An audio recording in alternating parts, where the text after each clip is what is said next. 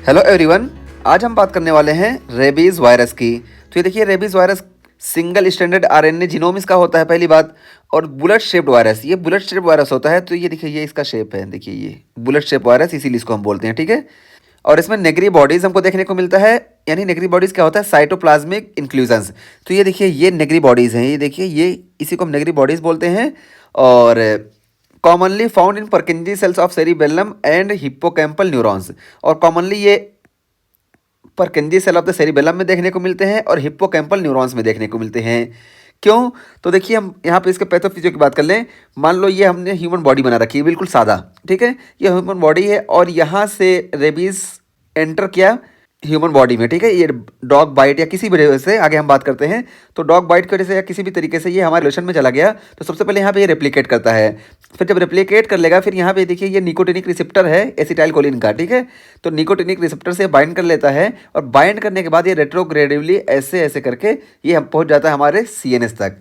तो यहाँ पे पहुँचा ये स्पाइनल कॉर्ड में, ठीक है। यहाँ सीएनएस में आ गया। सीएनएस में आने के बाद यहाँ ये बहुत तेज़ी से रेप्लिकेट करता है, यहाँ पे बहुत तेज़ी से रेप्लिकेट करेगा और ये ब्रेन तक पहुँचता है। और जब ब्रेन में पहुँचता है तो सबसे ज़्यादा ये अफेक्ट करता है हिप्पोकैम्पल न्यूरॉन्स को और सेरिबेलम को, और सेरिबेलम में परकिंजी सेल्स को। तो इन एरिया में सबसे पहले ये पहुँचता है। इस वजह से हमको सबसे ज़्यादा नेगरी बॉडीज़ का फॉर्मेशन कहीं देखने को मिलता है, तो वो परकिंजी सेल्स ऑफ सेरिबेलम और हिप्पोकैम्पल न्यूरॉन्स है।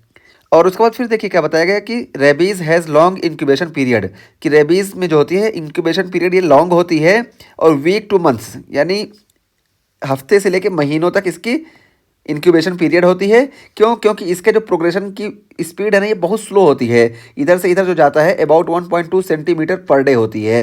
तो ये अगर अपर लिम्ब पे है तो जल्दी इसके सिम्टम देखने को मिलेंगे, और अगर ये लोअर एक्सट्रीमिटीज़ में शुरू हो रहे हैं और वहाँ से यानी डॉग बाइट वगैरह कुछ हो रहा है, तो इसको सीएनएस में पहुँचने में टाइम लगेगा। इस वजह से इसका इंक्यूबेशन पीरियड लोअर एक्सट्रीमिटीज से ये ज़्यादा हो जाता है। तो वही बताया गया कि rabies has long incubation period before symptom onset. तो सिम्टम शुरू होने से पहले इसके जो इंक्यूबेशन पीरियड है ये बहुत ज़्यादा होती है। और post exposure prophylaxis is wound cleaning plus immunisation with killed vaccine and rabies immunoglobulins.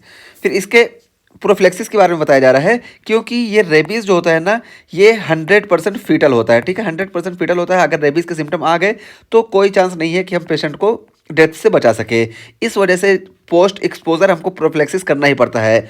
बल्कि प्री एक्सपोजर प्रोफिलैक्सिस भी लोग करते हैं, जैसे वेटनरी डॉक्टर हैं या जो फॉरेस्ट में काम करते हैं, क्योंकि ये 100% फीटल है। इस वजह से इसमें प्रोफिलैक्सिस बहुत ज़रूरी है। और अगर पोस्ट एक्सपोजर है तो प्रोफिलैक्सिस सबसे मेन चीज़ है।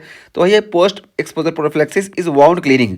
तो प्रोफिलैक्सिस क्या होगी? वाउंड क्लीनिंग होगी। वाउंड को क्लीन करना होगा प्लस इम्यूनाइजेशन। इम्यूनाइजेशन हमको देना पड़ेगा विद किल्ड वैक्सीन।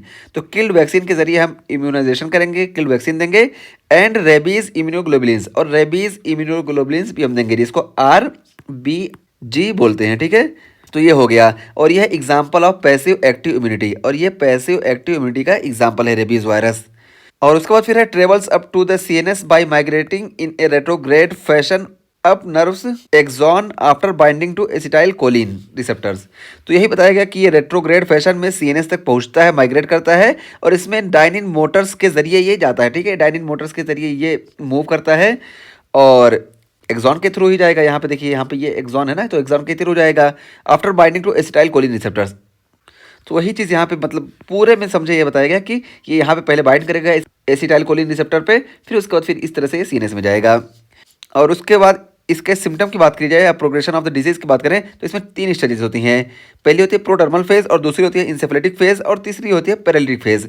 तो देखिए, पहले जो प्रोडर्मल फेज है, इसमें हमको फीवर और मलेज देखने को मिलेगा, और फीवर और मलेज के बाद फिर हमको देखने को मिलेगा इंसेफेलिटिक फेज, और इसमें हमको एजिटेशन, फोटोफोबिया, हाइड्रोफोबिया, हाइपरसलाइवेशन, ये सारी चीज़ें देखने को मिलेंगी। और उसके बाद फिर पैरालिटिक फेज आती है, और पैरालिटिक फेज में पैरालिसिस हो जाती है और फ्लैसिड पैरालिसिस होगी, और उसके बाद फिर कोमा होगा, और कोमा के बाद डेथ। तो ये 100% फीटल होता है। ये इसका प्रोग्रेशन हुआ। 3 फेज हैं, 3 स्टेजेस। पैथोफिजियो की हमने बात ऐसे कर ली यहाँ पे कि इधर से इधर जाता है।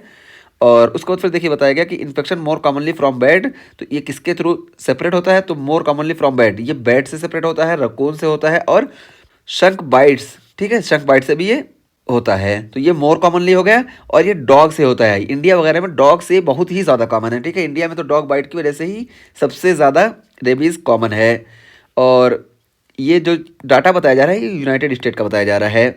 और एरोसोल्स ट्रांसमिशन ऑल्सो पॉसिबल, तो एरोसोल ट्रांसमिशन से भी ये रेबीज़ वायरस सेपरेट हो सकता है और रेबीज़ डिजीज़ हो सकती है। और ये एरोसोल्स ट्रांसमिशन मोस्टली देखने को मिलता है बैट केव्स, तो जहाँ पे बैट की केव्स होती हैं वहाँ पे एरोजोल के ज़रिए भी ये रेबीज़ इन्फेक्शन हमको देखने को मिलता है, ठीक है। तो ये हमने इसमें बात किया कि ये बुलेट शेप होता है और इसमें निगरी बॉडीज़ देखने को मिलती हैं। और ये एग्जाम्पल है पैसिव एक्टिव इम्यूनिटी का। और इसमें सीएनएस इन्वॉल्व होता है और ये रेट्रोग्रेड सीएनएस तक जाता है। और इसके 3 स्टेजेस होते हैं, पहले में फीवर और मेलेज देखने को मिलेगा, और दूसरे में इंसेफ्लिटिक फेज होता है, और तीसरा पैरालिटिक फेज होता है जिसमें पैरालिसिस और कोमा और डेथ देखने को मिलता है। और उसके बाद इन्फेक्शन की बात की गई तो ये यूएस का डाटा है कि यूएस में ज़्यादातर ये बैट, रकून और शंख बाइट से होता है, जबकि इंडिया में देखा जाए तो इंडिया या पाकिस्तान में तो ये डॉग बाइट से ज़्यादा कॉमन है, ठीक है। और इसमें एरोसोल ट्रांसमिशन भी देखने को मिलता है।